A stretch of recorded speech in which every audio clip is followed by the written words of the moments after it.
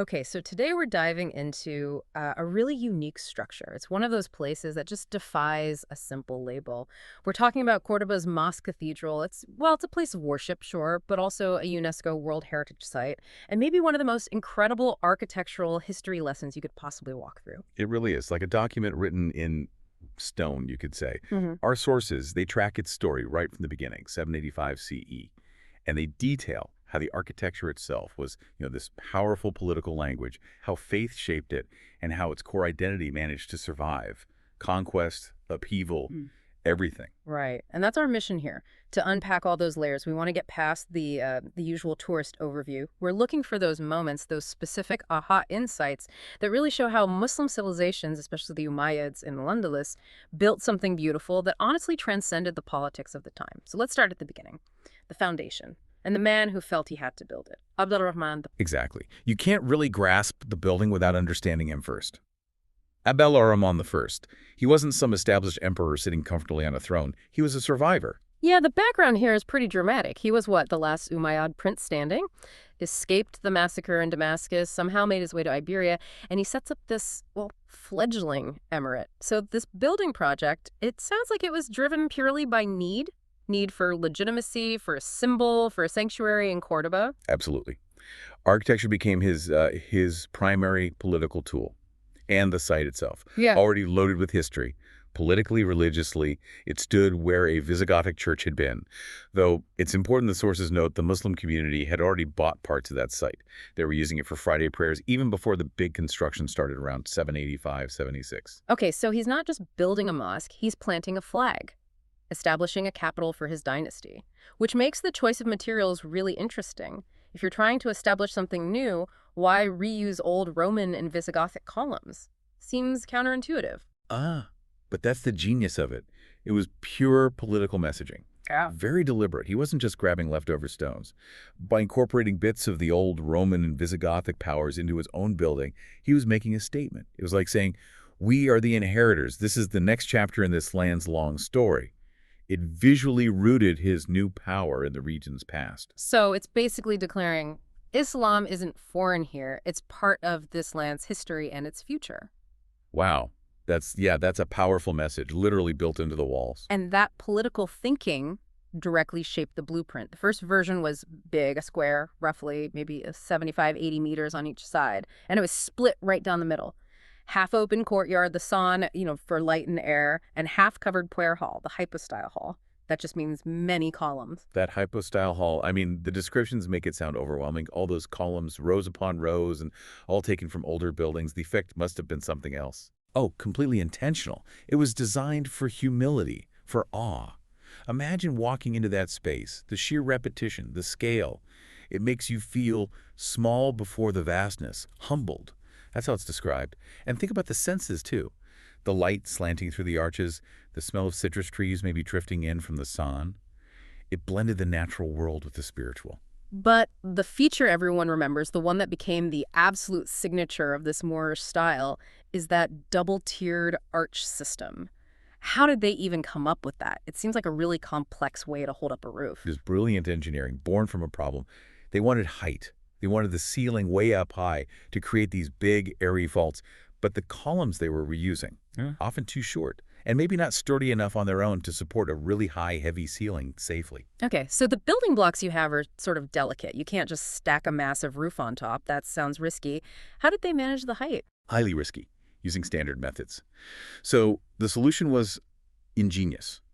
Used 2 levels of arches. It gave both height and stability. Sure. The lower level, those are the famous horseshoe arches, that distinctive shape. Then, sitting right on top of those, you have upper arches, often semicircular. And those upper ones, they have that iconic look, alternating red brick and white stone wedges. Those wedges are called voussoirs. That's what creates that amazing visual rhythm. That red and white pattern is instantly recognizable. But was the double arch just about looks, or did it have a practical job, too? Oh, definitely practical. Stability and low distribution. That was key. The 2 tiers let them push the ceiling much higher, creating those grand vaults. But it also spread the weight out effectively, keeping the whole thing stable. Aesthetically, yeah, the repetition column, arch, it creates this incredible rhythm. People call it a forest of stone. It pulls your eye deeper into the space, but also upwards towards the light. You can really start to feel how the architecture itself was meant to inspire awe, devotion. And like you said, it wasn't static. This place kept evolving. al-Rahman, I started it, but others added their mark. That's right. The expansions became a pattern, almost a tradition. Each ruler wanted to show their power, their piety. They didn't really change the core design, though. They mostly just extended the prayer hall southward, adding more and more aisles, making the space longer. Al-Rahman II did the first major lengthening.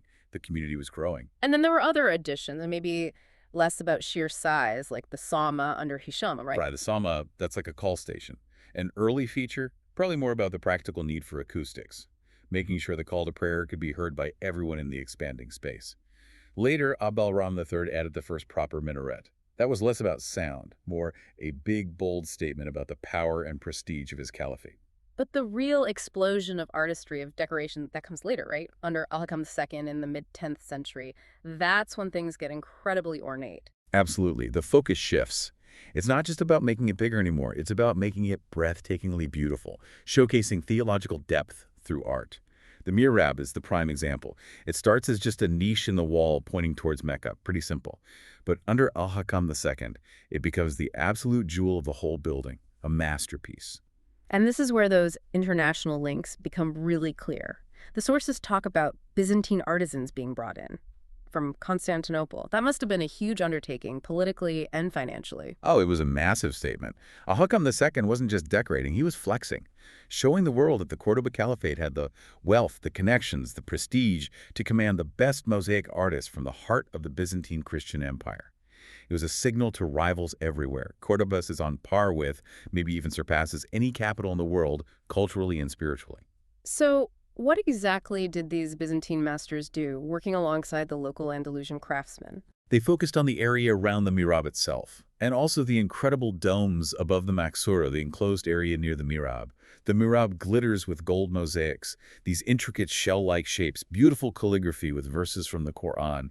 And if you look up, the domes are just stunning. They have this complex rib geometry that was more of a local specialty designed specifically to catch and reflect light, drawing your gaze upwards. So you get this amazing blend, Byzantine luxury, that gold and mosaic work, fused with the local genius for complex geometry. A palace of faith and gallery of human beauty, as it's been called. Exactly. And every detail you feel was intentional. Every tile, every inscription meant to deepen the sense of devotion, hint at paradise. It transforms the whole experience of being in that space. Yeah. And that depth, that layered artistry is exactly why its survival story is so powerful. Which brings us forward quite a bit to a major turning point. 1236, Ferdinand III's Christian forces take Cordoba. What happens then? That must have been a huge shock. Immediate. Stark.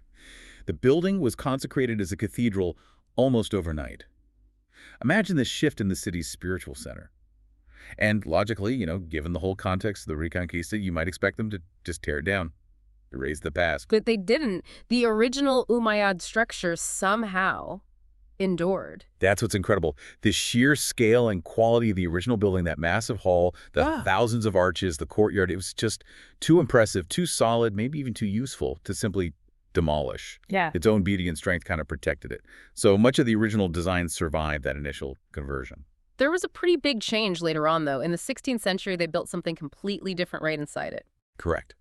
That's when the Renaissance-style cathedral nave was inserted, right into the middle of the hypostyle hall. It's a total contrast. Vertical, European Gothic Renaissance style, carved into the heart of this horizontal, repetitive Islamic space. There's that famous story about Charles V, the Holy Roman Emperor.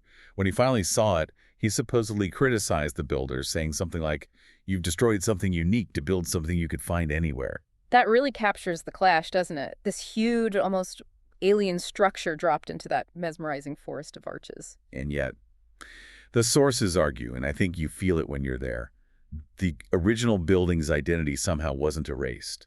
The sheer volume of the original space, the rhythm of those Umayyad arches surrounding the nave, it still dominates. That deep history is still palpable. So today it stands as this living document, a testament to survival, to cultural layering. Definitely. As a UNESCO World Heritage Site now, it's powerful proof of how Muslim Spain was this place where cultures, Christian, Jewish, Muslim, really did interact, creating amazing things in architecture and learning and art.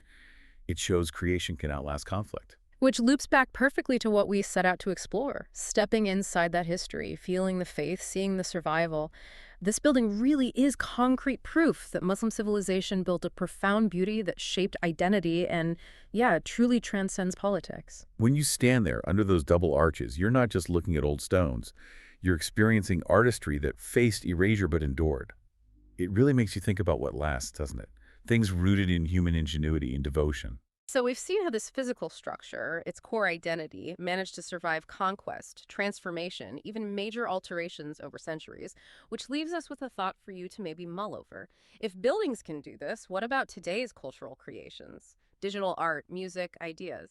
Could some of them be so profound, so deeply rooted in shared human experience that they'll also endure long after our current politics or technologies are forgotten?